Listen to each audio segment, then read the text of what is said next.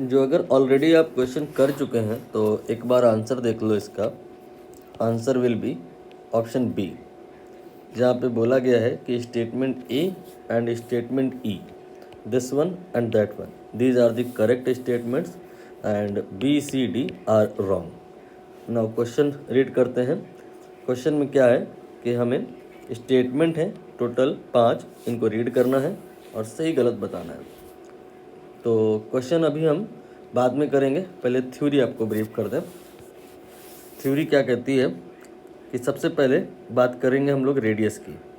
Nucleus जो होता है उसका जो अप्रॉक्सीमेट शेप होता है वो स्फेरिकल होता है, तो उसकी रेडियस आर, ये आपका होता है R nought, it is constant and then A की पावर 1/3। ए क्या है? ए है यहाँ पे मास नंबर। मास नंबर क्या होता है? न्यूक्लियस के अंदर जितने पार्टिकल्स हैं, यू कैन से नंबर ऑफ न्यूक्लियॉन्स। न्यूक्लियॉन्स में आपका प्रोटॉन और न्यूट्रॉन दोनों आ जाएगा। अब हम बात करेंगे वॉल्यूम की, तो वॉल्यूम क्या होता है? ये होता है 4/3 पाई आर क्यूब। मतलब वॉल्यूम जो है आर क्यूब पर डिपेंड करेगा और आर जो है ए की पावर 3 पर डिपेंड कर रहा है। तो अगर हम आर की जगह ए की पावर 1/3 एज्यूम करें तो जो आएगा ए का net power that will be 1। मतलब वॉल्यूम जो होगा वो डायरेक्टली प्रोपोर्शनल होगा मास नंबर के ए की पावर 1 के। तो you can say V will be V nought then A की power 1। Now we talk about mass of nucleus. जैसा कि मैंने आपको बताया कि जो न्यूक्लियस होता है उसके अंदर न्यूक्लियॉन्स होते हैं। न्यूक्लियॉन्स में प्रोटॉन भी आता है, न्यूट्रॉन भी आता है।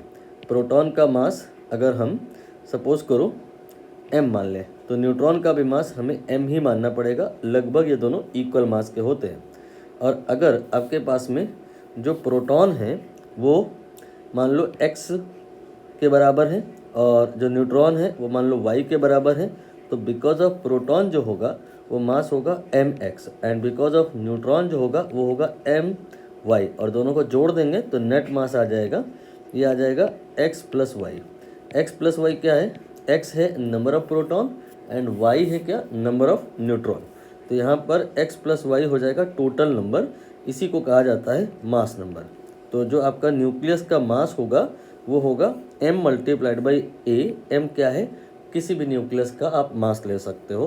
तो आप यहाँ पर इसे कैपिटल M लिख लो, बड़ा वाला। तो बड़ा वाला जो m होगा वो आ जाएगा m naught, it is some constant, then a की पावर 1। तो आपको बस फोकस करना है कि ये जो चीज़ें हैं a पर किस अकॉर्डिंग डिपेंड कर रही हैं।